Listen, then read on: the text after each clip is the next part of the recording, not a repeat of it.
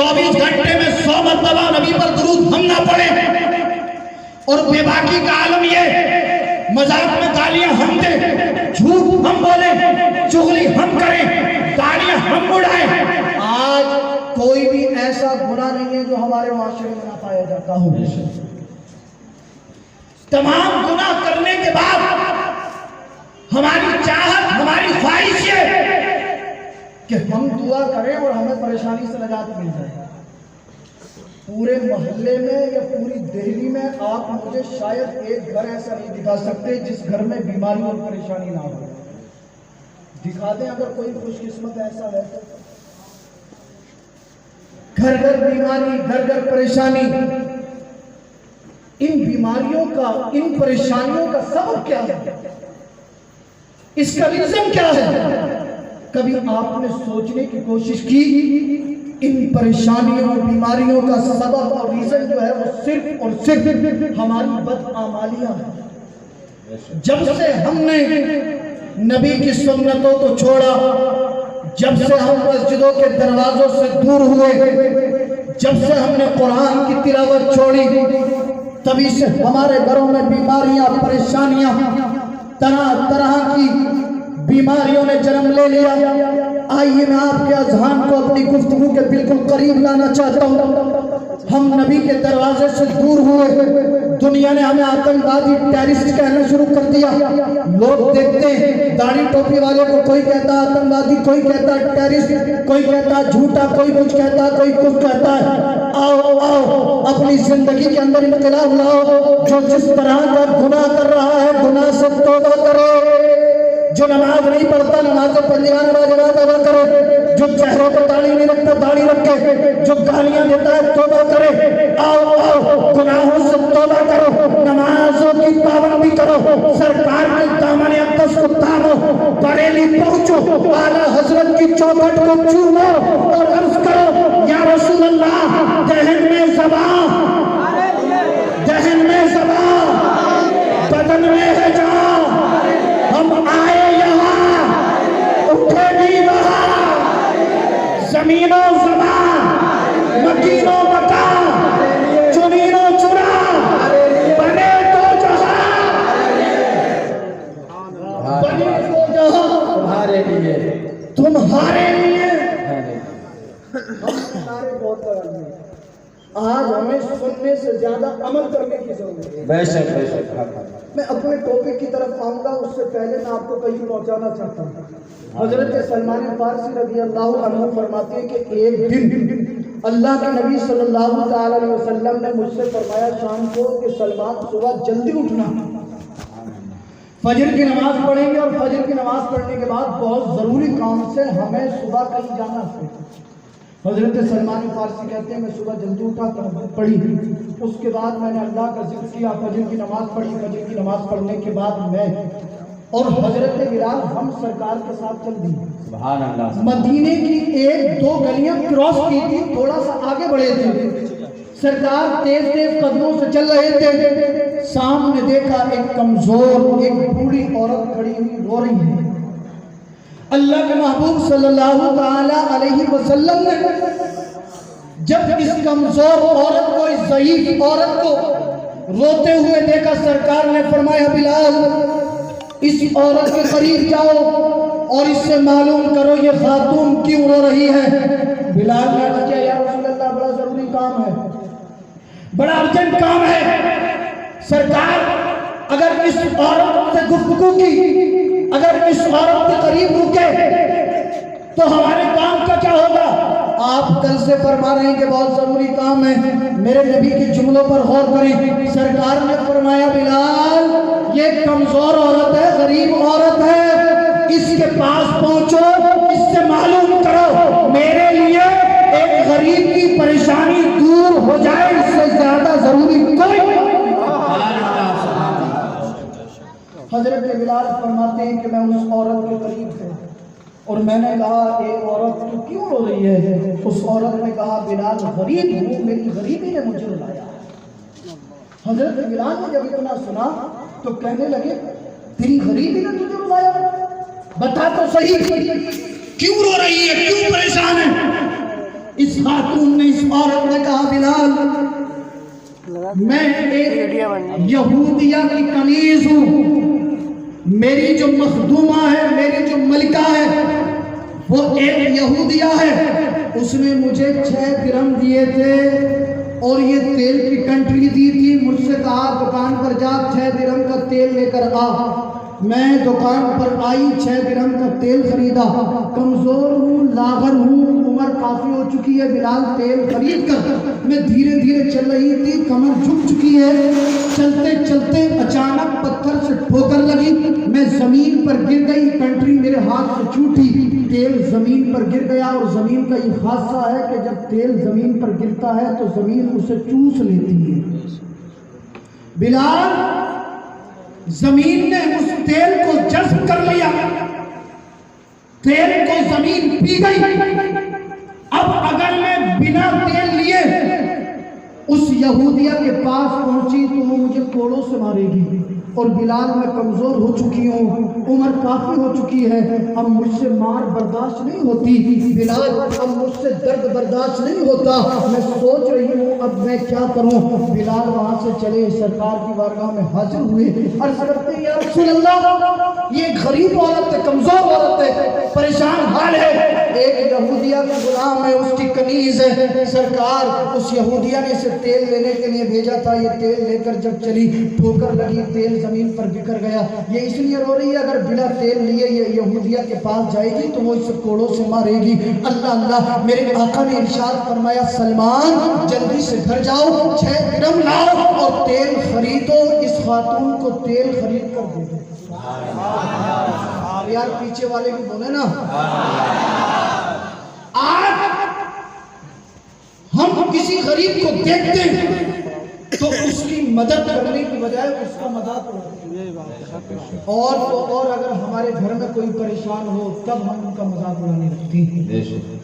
گھر میں ماں باپ ہمارے سامنے روئے، ہمیں ذرہ برابر شرم نہیں آتی، ذرہ برابر غیرت نہیں آتی۔ میرے نبی نے ایک غریب عورت کو روتے ہوئے دیکھا، فرمایا سلمان گھر جاؤ، 6 درہم لاؤ، تیل خرید کر دو۔ حضرت سلمان کہتے ہیں میں جلدی سے دوڑ کر گھر گیا، 6 درہم لیے، اس عورت سے کنٹری لی، 6 درہم کا تیل خریدا، اس خاتون کو دے دیا۔ جیسے ہی میں نے اسے تیل دیا یہ گئی نہیں بلکہ کھڑی ہو کر پھر رونے لگی۔ حضرت بلال کہتے ہیں اے عورت اب کیوں رو رہی ہے، اب کیوں روتی ہے، اب کیوں روتی ہے، اب کیوں روتی ہے؟ یہ خاتون کہتی ہے بلال میں اب اس لیے رو رہی ہوں کہ میں تیل لے کر جلدی پہنچتی تو تب تو ٹھیک تھا، اب یہاں پر تیل گر گیا، مجھے کھڑے ہوئے کافی دیر ہو گئی، اب مجھے دیر ہو گئی، میں دیر سے پہنچوں گی تو اب وہ عورت مجھے دیر سے پہنچنے پر مارے گی، دیر سے پہنچنے پر مارے گی۔ حضرت بلال نے کہا اے خاتون، اے عورت، اس سے کہہ دینا، سارا واقعہ بتا دینا۔ اس خاتون نے، اس عورت نے کہا بلال میں اس سے کہوں گی وہ میری بات نہیں مانے گی۔ اللہ اللہ، سرکار نے جب اس عورت کے جملے سنے، اس خاتون کے جملے سنے، میرے آقا نے ارشاد فرمایا اے عورت چل، میں تیرے ساتھ چلتا ہوں، میں اس خاتون کو، اس عورت کو سمجھاؤں گا، ہو سکتا ہے وہ میری بات مان لے اور تجھے نہ پیٹے۔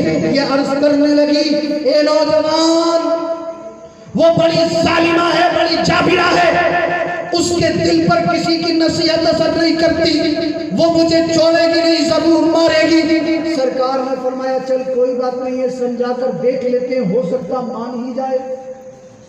حضرت بلال فرماتے ہیں کہ مدینے میں سرکار کو تشریف لائے ہوئے ابھی غالباً 1 ہفتہ بھی نہیں ہوا تھا، یہ عورت سرکار کو نام سے تو جانتی تھی مگر اس نے سرکار کا دیدار نہیں کیا تھا تو اس وجہ سے یہ چہرے سے پہچان نہیں پائی۔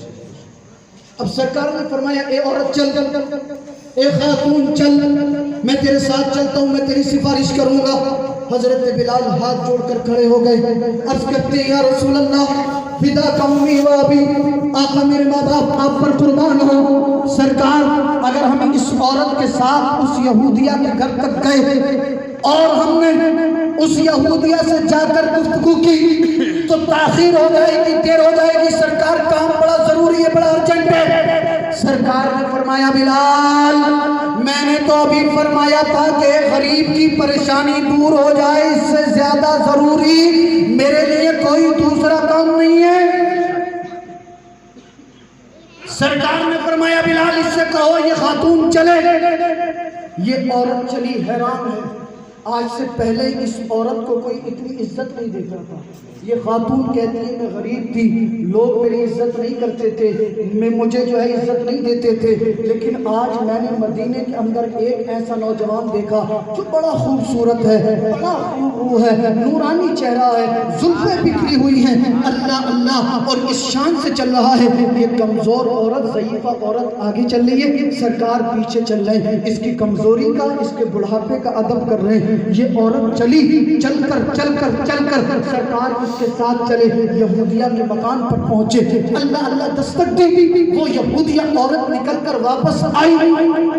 جب گھر سے نکلی تو کیا دیکھتی ہے کہ ایک خوبصورت نوجوان شرم و حیا سے نگاہیں نیچے جھکی ہوئی. سبحان اللہ سبحان وہ اللہ. خاتون، وہ عورت میرے آقا کو دیکھے جا رہی ہے، لیکن اللہ کے محبوب اس کی طرف نگاہ اٹھا کر نہیں دیکھتے. سبحان اللہ. اللہ اللہ، سراپا شرم اور حیا کا پیکر بنے ہوئے میرے سرکار نگاہیں جھکائے ہوئے کھڑے ہیں. یہ خاتون جب سرکار کے جلووں کو دیکھتی ہے، اس کی زبان سے الفاظ نہیں نکلتے، بس سرکار کے چہرے کو دیکھتی رہ گئی. آپ غور کریں، آج شادی کا موقع ہو، ہماری ماں بہنیں جب سج دج کے نکلتی ہیں، 4 نوجوان ادھر کھڑے، 4 ادھر کھڑے، 4 ادھر کھڑے، اپنی چچیری ممیری خلیری پھوپھی کی بہنوں کو تک رہے. آج ہمیں ہو کیا گیا؟ اللہ کے محبوب ایک یہودیہ عورت کے مکان پر پہنچے، وہ نکل کر باہر آئی، سرکار نے اس کی طرف نگاہ نہیں اٹھائی. وہ سرکار کے چہرے کو دیکھ کر ہکا مکا رہ گئی، سرکار کے رخ زیبا کو دیکھ رہی ہے، لیکن سرکار اپنی نگاہ کو نیچے جھکائے ہوئے ہیں.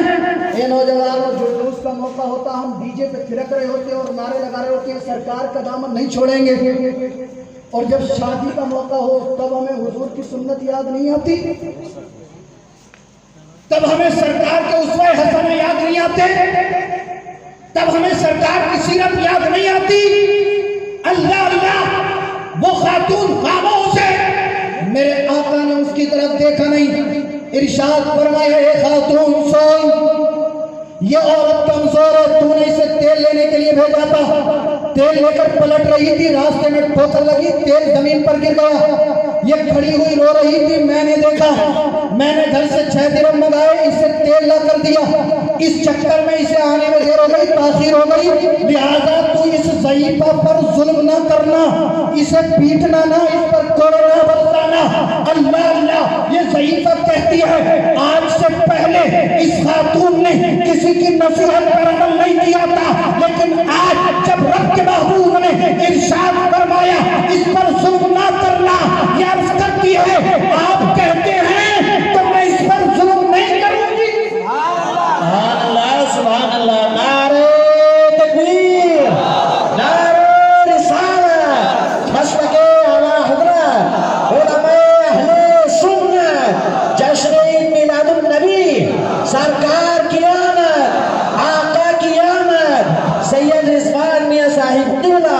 سبحان اللہ سبحان اللہ. زندہ باد زندہ باد. یہ ضعیفہ کہتی ہے بہت خوب. میں حیران تھی، آج سے پہلے اس کے شوہر نے، اس کے بھائی نے، اس کے والد نے، اس کی والدہ نے، اس کے گھر والوں نے اسے سمجھایا تھا، مگر اس کے دل پر کسی کی نصیحت اثر نہ کری.